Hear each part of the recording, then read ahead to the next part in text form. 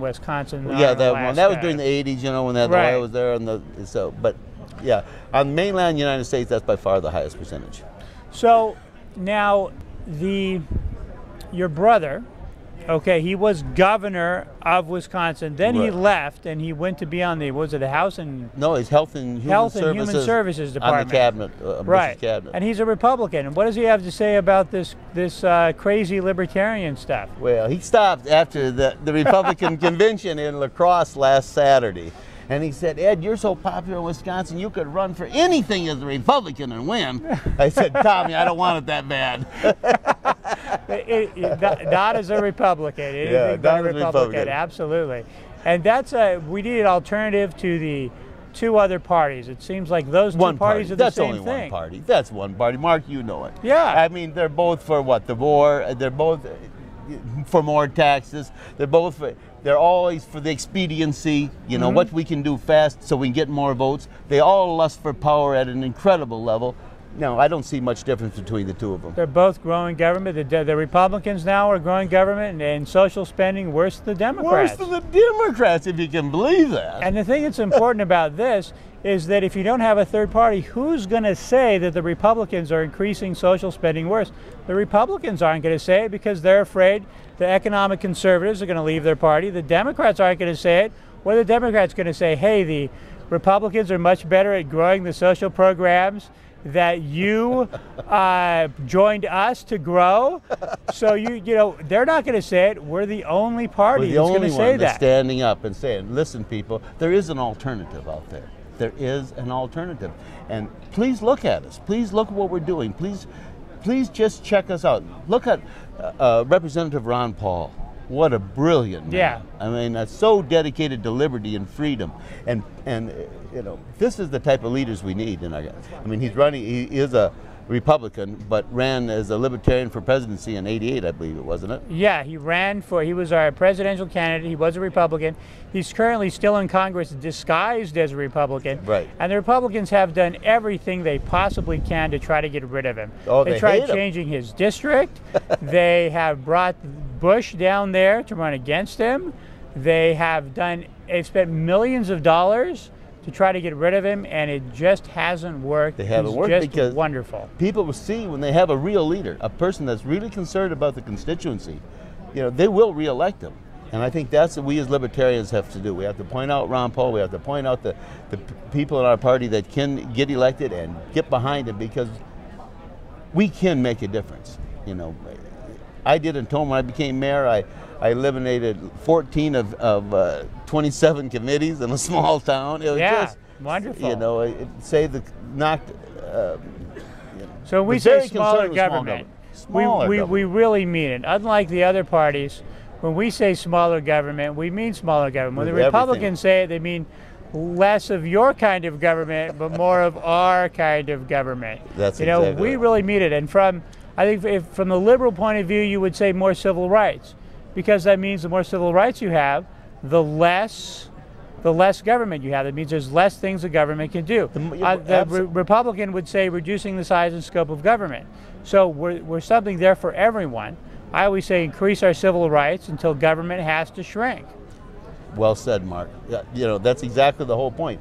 They have taken our rights away from us. They destroyed the Constitution. Look what they've done with the Second Amendment. Yeah. You know, it just every right we have. The right to make a buck. Your right to make a buck. They went after your right to make a buck and support your family. Are you married? Do you have kids? Doing what this government itself is doing. Yeah.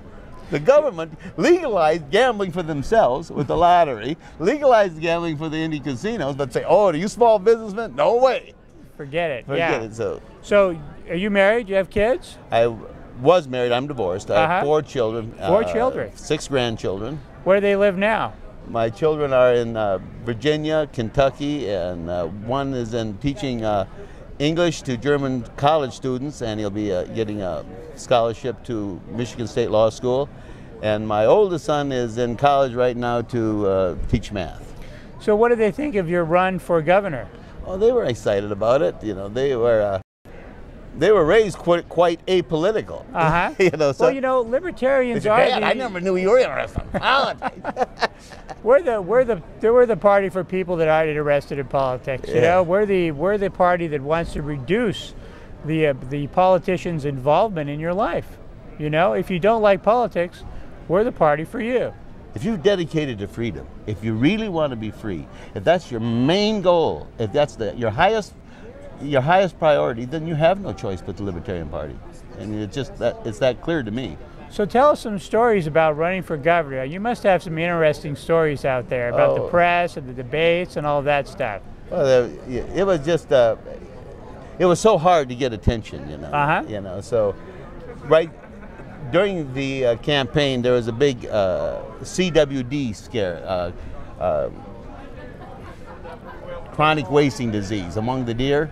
Oh, really? You know, so it was, and they were saying that it would transfer from the deers to the animals, so we had to shut down the hunting and all this in this area. So we called a big press conference at the butcher shop in the heart of the area where they were going to shut down all hunting and not killing any deer. And you know, it got a lot of press, and 2 weeks later, my brother announced that he was going to endorse McCallum, you know, his lieutenant governor, and there had been no documented case of CWD ever transferring from deer to human beings. And I was on the public radio, on the biggest talk show in Milwaukee that morning that Tommy announced. He said, well, we just read here that your brother has just announced that he's endorsing Scott McCallum.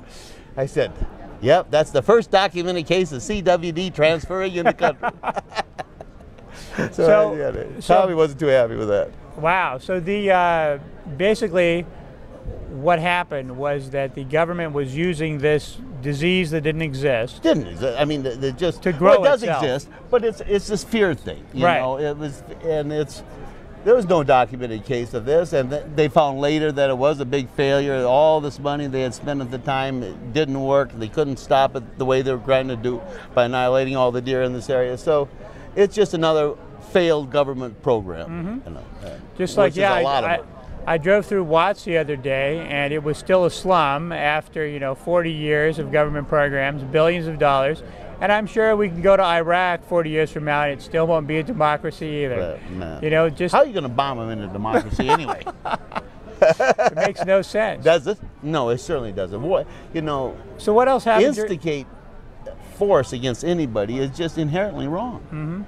And I think, you know, that's the core belief of a libertarian, being, you know, we won't initiate force against anybody, but the key is initiate, and that's what we're doing now in Iraq. We started that fight. There's no reason. They didn't have weapons of mass destruction. What they found, one bomb was made in 1990 with some seraphim in it. Oh, we got them now. Yeah, where are the weapons of mass destruction? It's always a big government program that costs $300 billion, and then it doesn't work. They always tell us because we need another $300 billion. Last time we went into Iraq, they told us all the same things they're telling us now. You know, that we could get rid of terrorism, peace to the Middle East, do everything for everybody, take care of Saddam Hussein. And you know, that was the same. That's what they told us last time. Now they tell us we need another $300 billion to go in there, and it's a welfare program. They're putting everyone in Iraq and Afghanistan on welfare, and Medi-Cal and Medicaid and Social Security. They're bringing Hillary Care. Where's that money going to come from? It's going to come out of the backs of the taxpayers. That's $500. George Bush has raised people's taxes by $5,000 every person in the United States for each year for the next 10 years. Doesn't it? $5,000. How is the average man going to pay for that? How are they going to do that? It's too much money. We can't. I know people that can't afford to go downtown for beer. I know people that are senior citizens that can't afford their medication, and now they're going to put this war on their back. It's just that, you know, this money has to come from somebody, and just cranking up the printing press isn't the answer. No, because that reduces the value of our money. It causes just inflation. Another tax. So, what else happened during the campaign? You got you got students involved at the colleges. Do you any other war stories that are interesting from the campaign? Well, during the heart of the campaign, they were having this big caucus scandal in Wisconsin, where they had found that the legislature the government employees were all working on the politicians' campaigns, and they were paying. It was just an incredible scandal. It was you know, both sides of the fence, at the highest level, were using their staffers, you know, that they weren't supposed to do.